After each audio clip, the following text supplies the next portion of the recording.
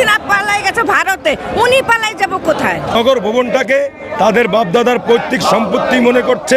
ইশরাককে শপথ না করানো হয়, আমরা বৃহত্তর আন্দোলনে যাব ইনশাআল্লাহ। হাসিনাকে যেভাবে পতন করেছি ঠিক একইভাবে তাদের পতন হবে। যতদিন না মানবো ততদিন আমরা অবস্থান এই নগর ভবনে করব এবং আমরা দরকার পড়লে যে যমুনা ঘেরা করছে আবার ফেরার যমুনাতে আমরা যাব, ওখান থেকে আর উঠবো না। যে আমরা চাই স্বৈরাচারের মতো হাসিনা পালাই গেছে ভারতে, উনি পালাই যাব কোথায়? আসিফরে আমি বলবো তুমি পালাইবা কোথায়? তুমি পিছের দিকে তাকাও, তোমার ফ্যামিলি কোন ধরনের আছে, আর তুমি পালাইবা কোথায়? হাসিনা তো পালানোর জায়গা আছে ভারতে, তুমি পালাইবা কোথায়? তা আমরা অনুরোধ করবো আমাদের ইশরাকরে ক্ষমতা বুঝাই দেন, নগর ভবন কাজ করুক, সবাই আমরা সুস্থ থাকি, এই কামনাই করছি।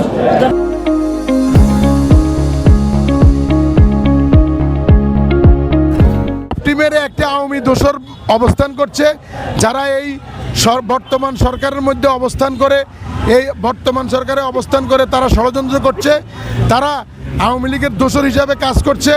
সেই কারণেই তারা রায় এবং জনগণের আন্দোলন সত্ত্বেও আজকে ইশরাকের শপথ পড়ানো হচ্ছে না। কিন্তু ঢাকাবাসী আজ ঐক্যবদ্ধ এবং ইশরাকের শপথ না গ্রহণ করা পর্যন্ত এবং এই কোর্টের রায়কে সম্মান প্রদর্শন করে যদি অতি দ্রুত ইশরাককে শপথ না করানো হয়, তাহলে আমাদের এই আন্দোলনের তীব্রতা আরও বেড়ে রাজপথে আমরা বৃহত্তর আন্দোলনে যাব ইনশাআল্লাহ। আমাদের যে যৌক্তিক দাবি, আমাদের যে মেয়র যতদিন পর্যন্ত ফেরত না দিব এবং ডিসেম্বরে যে নির্বাচন এটার ঘোষণা না আসবো ততদিন পর্যন্ত আমাদের লাগাতার আন্দোলন চলতেই থাকবো।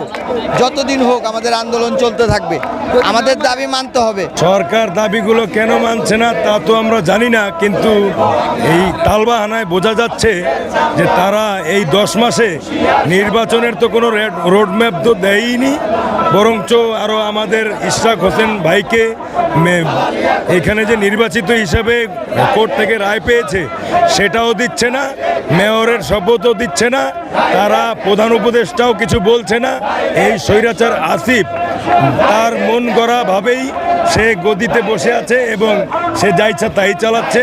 নগর ভবনটাকে তাদের বাপদাদার পৈতৃক সম্পত্তি মনে করছে এবং আমার মনে হয় তারাও স্বৈরাচার ফ্যাসিবাদের হাসিনার মতো তারাও টাকা চুরি করে তাদের ব্যাংক ব্যালেন্স ভর্তি করেছে, সেই জন্য ধরা খেয়ে যাবে, সেই জন্য এই জায়গা ছাড়তেছে না। এই আমাদের কথা এবং যৌক্তিক দাবি যদি না মানে, তাহলে আমরা এদেরকে হাসিনাকে যেভাবে পতন করেছি ঠিক একইভাবে তাদের পতন হবে, তাদের পতন অনিবার্জিত।